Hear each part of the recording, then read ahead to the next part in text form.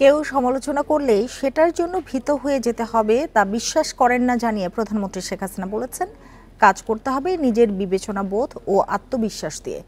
পরিবর্তনশীল বিশ্বের সাথে তাল মেলাতেই নতুন শিক্ষা পদ্ধতি চালু হয়েছে বলেও জানান তিনি। সকালে রাজধানীর ওসমানী স্মৃতি মিলনায়তনে মেধাবী পুরস্কার ও উপবৃত্তি প্রদান অনুষ্ঠানে এসব কথা বলেন শেখ হাসিনা। রাজধানীর ওসমানী স্মৃতি মিলনায়তনের অনুষ্ঠানে যোগ দিয়ে মাধ্যমিক থেকে স্নাতক ও সমমান পর্যায়ের প্রায় ৬৪ লক্ষ শিক্ষার্থীর মাঝে ডিজিটাল পদ্ধতিতে উপবৃত্তি ও টিউশন ফি বিতরণ কার্যক্রম উদ্বোধন করেন প্রধানমন্ত্রী।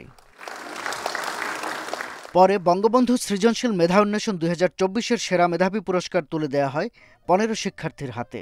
সেই সাথে ২১ শিক্ষার্থীকে বঙ্গবন্ধু শেখ মুজিব অ্যাওয়ার্ড ২০২৩ প্রদান করেন শেখ হাসিনা। প্রধানমন্ত্রী তার বক্তব্যে বলেন, আওয়ামী লীগ সরকার দায়িত্ব নেয়ার পর দেশের শিক্ষা ব্যবস্থায় ব্যাপক উন্নতি হয়েছে। পরিবর্তনশীল বিশ্বের সাথে তাল মিলিয়ে শিক্ষাকে শিক্ষার্থীদের আরও কাছে নেওয়ার জন্যই নতুন শিক্ষা পদ্ধতি চালু করা হয়েছে। আমার প্রতিটি পদক্ষেপ হচ্ছে আমার বাবা যে পথ দেখিয়ে গেছেন সেই পথে চলা।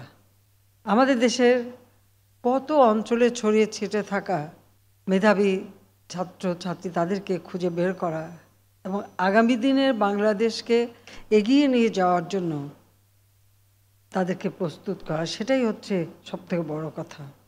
শিক্ষায় কোনো নীতিমালা থাকুক তা বিএনপি সরকার চায়নি জানিয়ে শিক্ষা নিয়ে আওয়ামী লীগ সরকারের লক্ষ্য তুলে ধরেন সরকার প্রধান।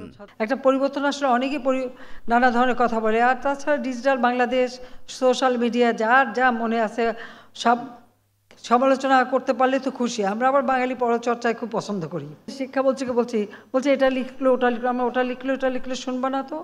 নিজের মনের আত্মবিশ্বাস থাকতে হবে। দায়িত্ব যখন নেবে দেশের জন্য কোনটা ভালো সেটা নিজের চিন্তা থেকে আসতে হবে। আর কেউ একটু সমালোচনা করলেই অমনি সেটার জন্য ভীত হয়ে যেতে হবে, আমি এটা বিশ্বাস করি না। সব বাধা অতিক্রম করে মেধাবী নতুন প্রজন্ম দেশের অগ্রযাত্রা অব্যাহত রাখবে বলে প্রত্যয় জানান প্রধানমন্ত্রী। বাংলাদেশের অগ্রযাত্রা আমাদের তরুণ সমাজই এগিয়ে নিয়ে যাবে। শাহাদাত স্বপন, ইন্ডিপেন্ডেন্ট নিউজ, ঢাকা।